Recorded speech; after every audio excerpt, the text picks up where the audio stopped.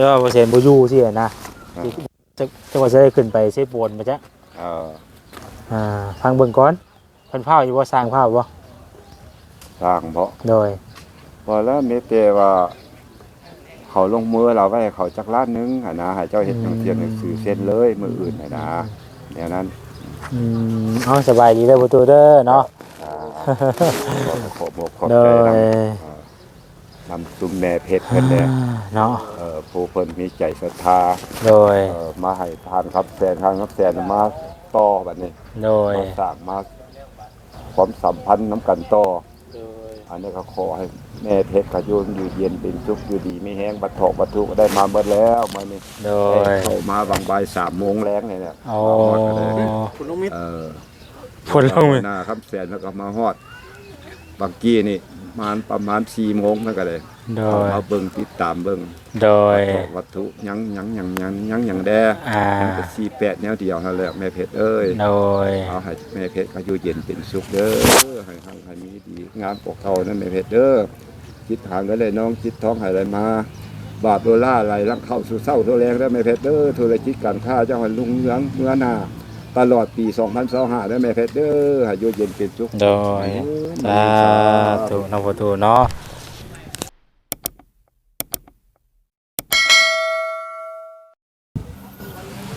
เอาพี่น้อยเนาะเปิดภาพมาบัดนี้รถตัวหัวของทางเงินประตูคำพายพี่น้องเลยเนาะเป็นหูจงโป้งบาดนี้ เป็นหูจงพี่น้องเป็นได้มั่งหัวมั่งส่วนเพิ่นแล้วบาดนี้พี่น้องเนาะพอดีว่ามื้อนี้เนาะพี่น้องเนาะทางบ่แสนก็สั่งเครื่องอุปกรณ์ห้องน้ำมาให้ทางประตูคำพายเด้อพี่น้องเด้อเนาะพอดีว่าช่วงเพิ่นมาส่งน่ะบ่แสนบ่ได้อยู่พี่น้องพอดีว่าเฮายังเคลียร์เรื่องดินหรือว่าซื้อดินซื้อดอนให้ทางบ่อสิงเพิ่นยังบ่ทันได้แล้วพี่น้องเนาะทางเจ้าของห้านเพิ่นก็โทรมาหาอยู่พี่น้องว่าสิเข้ามาส่งเครื่องบ่แสนนัดเพิ่นน่ะ 3 โมงเนาะตัวนี้เพื่อเฮาเส้นหันเส้นนี้แล้วรถทางเพิ่นบัดนี้พี่น้องเนาะก็ได้ว่าเอาให้เพิ่นเอาลงไว้เลยว่าซั่นนะพี่น้องเนาะเดี๋ยวสิเข้าไปเบิ่งน้ำดังพี่น้องเนาะก็บ่ทันเวลาแต่ว่าเฮาก็สร้างให้เพิ่นสร้างทางห้านเนี่ยเพิ่นก็ฮู้อยู่อันว่าเอาลงหม่องใดสินะเพิ่นว่าเพิ่นประตูคำพายนะบ่ฮู้จักอยู่ว่าซั่นนะผู้เพิ่นมาส่งเพิ่นก็ฮู้อยู่พี่น้องก็เลยว่าเอาให้เพิ่นเอาลงไว้ก่อนเลยว่าซั่นพี่น้องเนาะ โอ้ยเนาะเอาก็บ่อยู่กันปานใดเนาะกับห้านกับบ้านบ่สิงอยู่บ่ไกลกันก็เลยว่าออกจากหันมาแล้วก็มาไปถามไทยทางประตูคำพายเพิ่นก่อนพี่น้องเนาะแล้วก็ผมออกมาแต่หันแวะจ่ายเงินเพิ่นแล้วพี่น้องเนาะพอดีว่าทางห้านเพิ่นเปิดมื้อนี้พี่น้องก็ได้สั่งพร้อมกันทั้งซื้อดินให้เว้าสิงแน่แล้วก็สร้างเครื่องของน้ำมานํกันแน่เนาะก็เลยเข้ามาบ่ทันเวลาก็ขอโทษขออภัยหลายๆเด้อเนาะเอาก่อนอื่นก็กับทักทายสบายดีพ่อแม่พี่น้องเพิ่นสุขสู่คนเนาะที่ว่าเข้ามาเบิ่งมาส่งคิวแซนพี่น้องเนาะเดี๋ยวเฮาเข้าไปหาทางประตูคำพายเพิ่นก่อนสาธุพี่น้องมาอีกวันนี้รถก็โทหัวเราโกนจงโป่งเนาะบัดนี้เนาะรถว่าแซนทะลุเข้ามาเลยบัดนี้เนาะทะลุมาเลยโตบ่ได้เด้อว่าเสียรถเจ้าดึกดีตามหัวแล้วพังมุนหมดคนออกเลยนี่เนาะกดออกเลยว่ะรถยังบ่เป็นหยังติเบิ่งลูกกระจังหน้าไปได้จักบ่ยันมุนเนาะงานนี่คือเจ้าแม่ดีบ่ตัวนี้ว่าสิออกมาแรงน่ะเนาะพี่น้องสบายดีทางบ่มื้อนี้เนาะเป็นแล้วซื้อที่ดินบ่อสิงพี่น้องเนาะสำเร็จภารกิจในการซื้อดินของทางบ่อสิงเพิ่นแล้วเนาะแล้วก็มื้อต่อไปเฮาจังสิกลับไปชัดแจงเรื่องหม่องอยู่หม่องเช่าให้เพิ่นว่าแหละเนาะตอนนี้มื้อนี้ก็แม่นซื้อไว้ก่อนพี่น้องพอดีค่ำพอดีเนาะ5 โมงครึ่งแล้วสุดยอดเนาะน่ะเพิ่นมาส่งเครื่องบ่แซงก็จนบ่ได้เข้ามาเนาะเพิ่นก็ทั้งโทรว่า ก็ยังดีได้ที่ว่าเพิ่นฮู้จักทางแล้วบอกเพิ่นเว้านี่ข่อยบอกว่ากับคนผู้ที่มาส่งน่ะเพิ่นว่าเพิ่นฮู้จักกับประตูอยู่ว่าซั่นนะก็เลยแบบว่าโอเคเลยว่าซั่นก็เลยว่า ให้เพิ่นน่ะเข้ามาส่งก่อนเด้อว่าซั่นนะเอามานำบ่ทันก็ขอโทษขออภัยนำหลายๆพี่น้องเอ้ยแต่ว่าเครื่องเฮาก็สิเช็คเบิ่งเครื่องก่อนว่าครบตามจำนวนที่เฮาสั่งบ่หั่นนะเนาะเดี๋ยวไล่เบิ่งก่อนพี่น้องเบิ่งนี่ก่อนพวกคน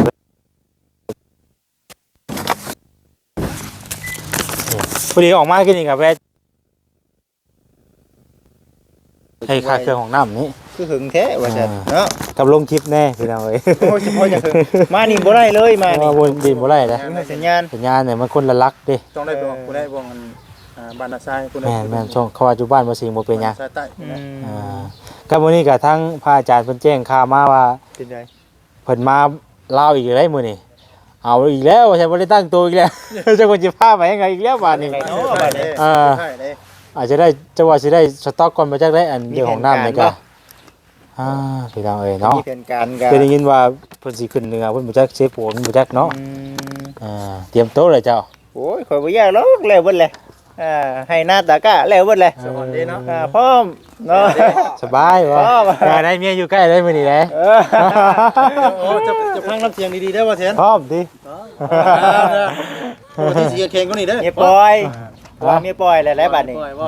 บ่ปล่อยแล้วมานำอยู่นี่ ว่าบ่ถึกเยอะ เอ้ย อ๋อปล่อยเป็นเวลา เมื่อใด เดี๋ยวขับไป เอาจ้ะเดี๋ยวจังคุยกันมื้อแรงมื้อแหละพวกท่านทางไอ้บุตรไอ้ใหม่เพิ่นอยู่เพิ่นบ่ต้าเนาะพี่น้องเอ้ยเดี๋ยวเฮาจังเบิ่งนํกันมื้อนี้ก็ท่านคือว่าเพิ่นเฮ็ดของน้ำเฮาก็สิประสานทางโทรศัพท์เอาให้เพิ่นเฮ็ดเป็นบางสิ่งบางอย่างถ่าก่อนก็ได้ คือยังขาดแต่ไม้บ่ใช่ยังบ่ได้สั่งมา เพราะว่าตัวนั้นน่ะคันคือรถเฮาสิแก้มาเองก็แก้มาบ่ได้ต้องได้ฝากรถตลาดมาครับรถตลาดก็อาจจะได้ให้เพิ่นการน้ำมันเพิ่นนำแน่เพราะว่ารถตลาดที่เฮาส่งไปนั่นเด้ไปบ้านมันต้องเพชรนั่นเด้ โอ้นะ นั่นเพิ่นรับแก้ตลอดแล้วอันนั้นน่ะเพราะว่าอยู่แถวนี้ก็มันบ่มีไม้เด้ถือว่าดีใจนำ มีแต่ไม้48นะมันบ่มีไม้อย่างอื่นแนวอื่นเอาเพราะว่าเฮ็ดโครงธรรมดากับไม้48ก็น่าจะได้อยู่มันบ่ต้อง ลงมาไปทางเขาบ่หรือว่าเอามาฮอดที่รถ แต่ว่ายังบ่ทันได้สั่งมามื้อนี้แหละเท่าเปอร์เซ็นต์กลับมาพุ่นน่ะ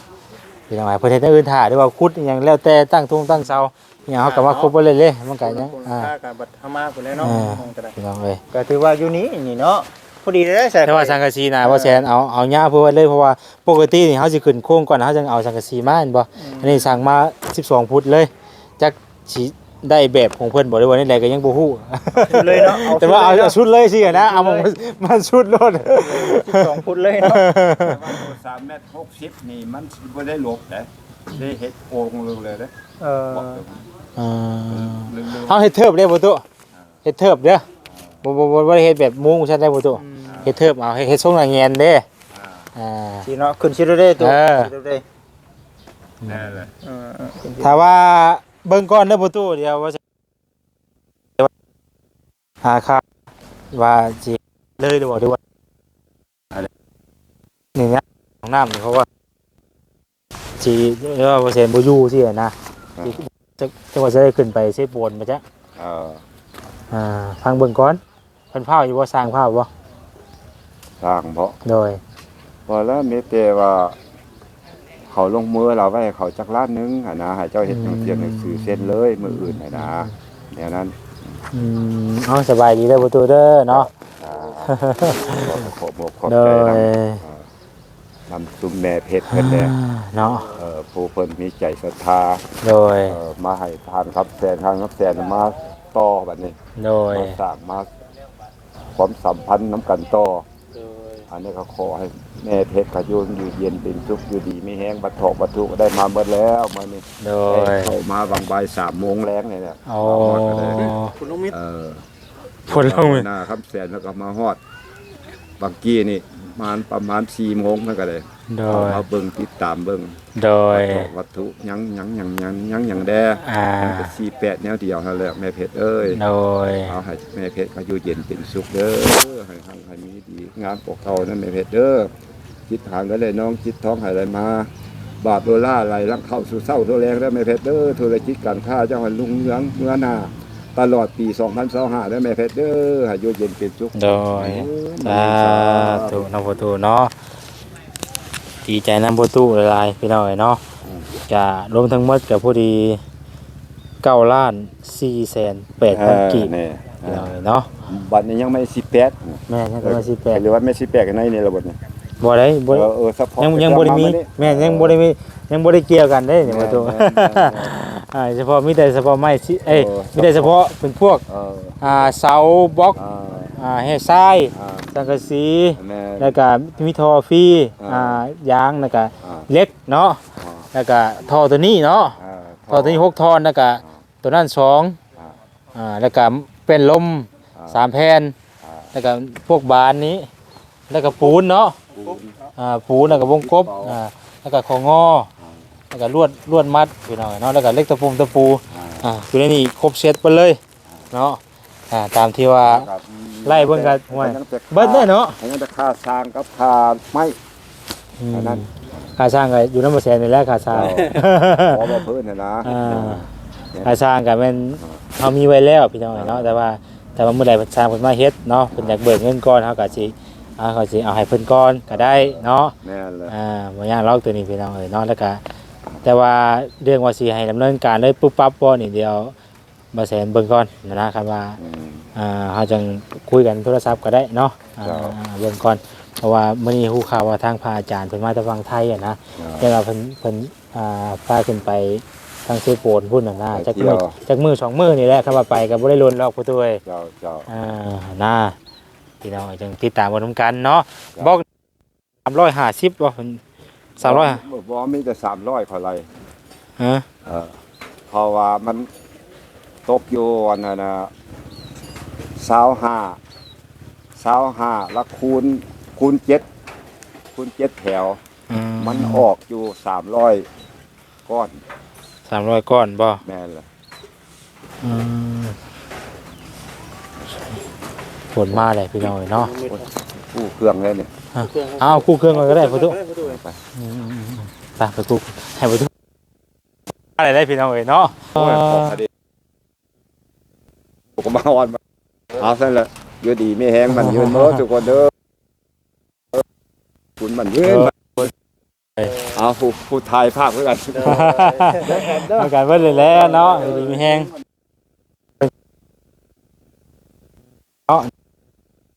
6 ทอนเพราะว่าเฮาเฮ็ด2แถวเด้ทอร้อยเนาะทอร้อยทอปูนทอพี่ปูนก็ยากกันเนาะเฮ้ยทอร้อยแต่ว่าเป็นปูนแล้วก็ทอร้อยกันแต่ว่าเป็นทอพี่ร้อยอันนั้นก็ร้อยคือกันร้อยคือกันบาดนี้แต่เป็นยางอันนี้ร้อยใหญ่บ่ร้อยใหญ่ร้อยน้อยแต่นี่ร้อยใหญ่ดูน้ำชนะเด้เนาะดูน้ำชนะได้ดูน้ำชนะดูใช่ไปได้มันอ๋อเอานี่ไปใช้ดูน้ำชนะเอาเป็นท่อบ่เอ้ยเนาะครบแสดงว่าไม่นี่คุณนี่ได้คนลุงข้ามหัวก็ได้เนาะไม่ได้ประตูแอบไว้เลยพอนักมาหอดบ่เลยเนาะอ๋อยันงูยันพอไม่นะบ่ยากหรอกไม่นะประตูมันบ่คือของมันต้องในเข้ามาเว้ยเข้ามาง่ายสิได้เนาะใช้เครื่องปลูกนี่เบิดได้เนาะแม่นคุณนักเทพเป็นไปมาเลยแล้วจังว่าดุยเลยบ่จักบ่นี่เพราะว่าอ๋อใครอยู่จังเนาะมีผู้มัดเนาะแต่คือว่ายังอยู่ให้มัดได้ช่วงนี้ย้ำปล่อยไก่ฮอดย้ำมัดย้ำปลูกแล้วเดี๋ยวนี้เขาเฮ็ดย้ำให้ย้ำนาโดยเขาไปปะปล่อยตัวเครื่องก็ว่าไว้เกินคาดนะประตูเนาะบัดมาเดี๋ยวเลยเนาะตั้งตัวนั้นตัวท่านคอยมากเขาก็จะมากับหมอสิจันพุทธขุมมากรักหัวเนี่ยอ๋อเพิ่นก็มานี่บ่มานี่แหละอ๋อไอ้น้องบ่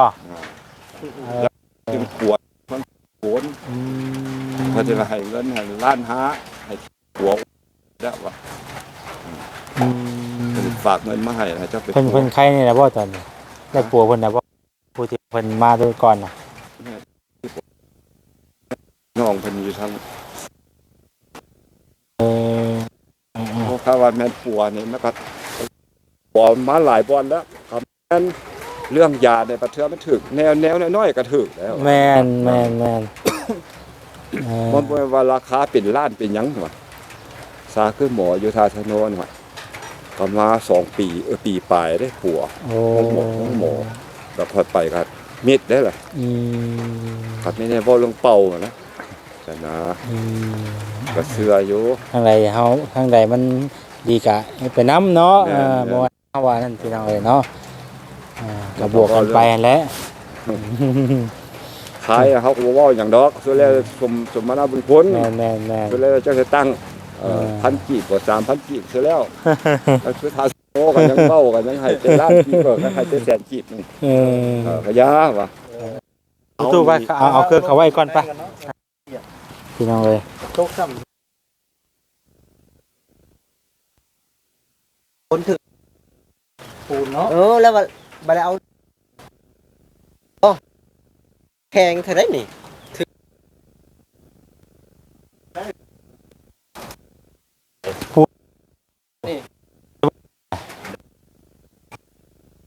อ๋อ ได้นี่ ให้มันชัดไปเลยมีแต่พกไว้ให้บ่อายมันเข้า ยังน่าดึงพายางลงตัวนี้นะ โดย อันนี้สังกะสีพี่น้องเอ้ยเนาะเป็น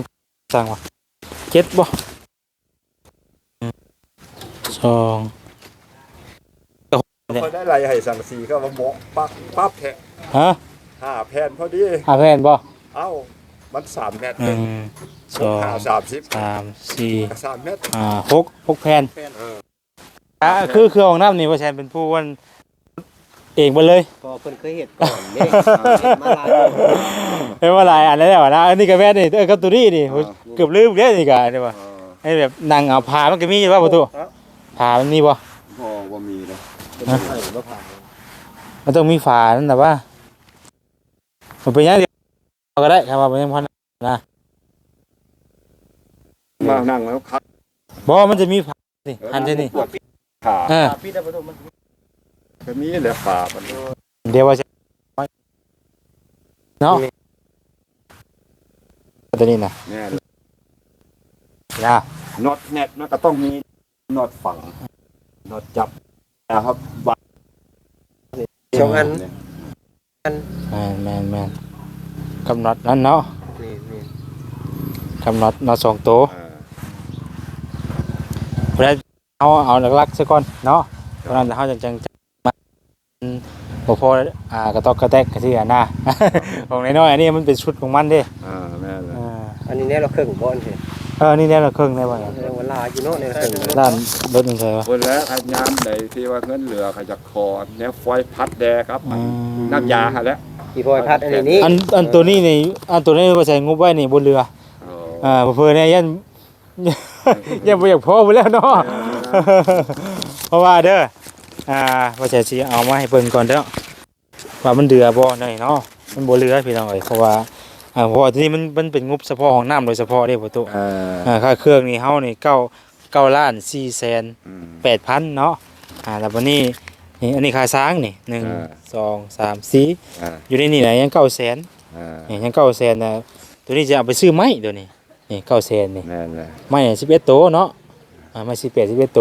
แล้วบ่ดีเบิดพี่น้องเอ้ยเนาะนอกจากว่าคันว่าอันใดที่มันบ่พอแล้วก็เฮาก็จังสิบอกทางแม่เพิ่นไหมว่ามีหยังเพิ่มเติมเพิ่นน่ะนะพวกอันที่อันมาพัดมาแปลงน่ะบ่ยากลอกตัวนั้นน่ะประตูเอ้ยมันเป็นมันตามหลังตัวนั้นน่ะให้แล้วซะนี่คือก่อนเฮาอันนี้เฮายังบ่ได้รวมเด้เฮาไล่เฉพาะไม้นี่ก่อนน่ะนะตัวนี้น่ะตัวนั้นมันมาหลังตัวนั้นน่ะเนาะเป็นชุดที่ว่าเป็นหยังนะ แล้วแม่เพชรเอ้ย เอาไรพอนี่ได้นี่เนาะ แต่ก่อนนั้นท่านครับแสนแล้วก็เอารายงานให้ฟังมาแล้วไปบอกไปบินแล้วก็แจ้งมาแล้วเด้อ แม่ตามนี่เลยได้พี่น้อยเนาะภาษาแบบภาษาเวียดเลยนี่ เขาได้เบิ่งพักแล้ว ซาเวียดได้ เลย โอ้ชิงเดียวชิงเดียว แม่เพชรเอ้ย อ่านเป็น อวยพรอวยใส่เจ้าอวยหลายแห่งดีอายุยืนเป็นสุขอยู่ดีมีแฮง โดยขอบใจหลายๆเดี๋ยวลูกไปรอเบิ่งเงินเซากับประตูก็สินอนรับอยู่บ่มื้อแลงนี่เนาะโดยนอน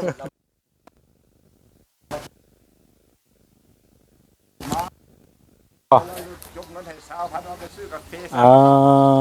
เข้ามาเรา โดยนี่แหละพี่น้องเอ้ยเนาะเรื่องของอันนี้เสานี่เสา3 เมตรสร้าง3 เมตรมาเลยพี่น้องเอ้ยเนาะแต่สูงเพิ่นสิเอาสูงหน่อยเอากำหนดเอาได้นี้บัดนี้มันยาวไว้ได้ดีเนาะถ้าว่าสั้นน่ะมันสิยาก เนาะคือเพราะว่าเราฝังลงไปก็ประมาณ50เซนแล้วให้มันเดือ2.50 เมตรพอถ้ามันสิสูงเกินไปมันก็บ่งามเนาะ คือทางบ้องเนี่ยเจ้าสั่งจะก้อนว่า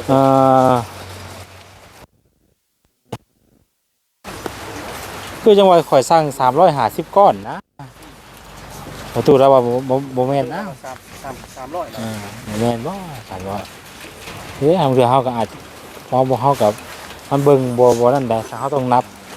เดี๋ยวเพิ่นเลี้ยงอันดีๆก็มีเนาะ เพราะมันบ่คือกันเด้ เลี้ยงอันที่ แต่ว่าแข็งดีอยู่กอกบอกแข็งนี่พวกนี่เนาะ แม่ มองบ้านเด้ ของเราเป็นโค้ง เสางามเนาะ ใช่ส่วน 52คือว่าครบพี่น้องเอ้ยเนาะเรียบร้อย แต่ไม่48เนาะ อาจจะทำให้48จะมีประมาณนี้แหละเครื่องของน้ำเฮาก็ โดย มันก็ยังมีอย่างอื่นกับมันก็มันบ่หลายบัดนี้คันมันมีมันอะไรมันที่ว่าเฮาลืมไล่ใส่หรือว่าขาดเล็กๆน้อยๆก็บ่เป็นหยังหรอกอันนั้นน่ะเฮาซื้อย่อยๆใส่ก็ได้อยู่ก็ โดย มันของมันสิบ่แพงคือแบบซี่ก็คือตัวนี้คันลืมอันใดนึงนี่แม่นบ่ได้ มันของใหญ่เด้อท่านนี่ที่ว่าชุดบ่ชุดนี่ใหญ่เด้ ชุดสำคัญนะตัวนี้ สำคัญที่สุดเลยต้องมีเนาะพี่น้องเอาโอเคแหละเนาะ สำหรับคลิปนี้กับทางเฮาก็สิได้เดินทางกลับก่อนบัดนี้พี่น้องเนาะฝนตกหลังไหลลิ้นมาได้บัดนี้ เอาขอบคุณทางแม่เพชรหลายๆเด้อแม่เด้อเนาะที่ว่าฝั่งลงมาเฮ็ดของน้าไปทางประตูคำพายก็ขอให้แม่อยู่ดีมีแฮงเด้อแม่เด้อสุขภาพร่างกายแข็งแรงเนาะขอให้แม่อายุมันขอยืนตลอดปีและตลอดไปเด้อแม่เด้อเนาะขอให้บุญที่ว่าทั้งแม่ได้เฮ็ดได้สร้างก็ให้ฮอดได้ถึงทางแม่ให้ครอบครัวอยู่ดีมีแฮงเนาะสาธุสำหรับคลิปนี้ทางว่าจะขอตัวไปก่อนแล้วเนาะสบายดีพี่น้องเนาะโอ้ย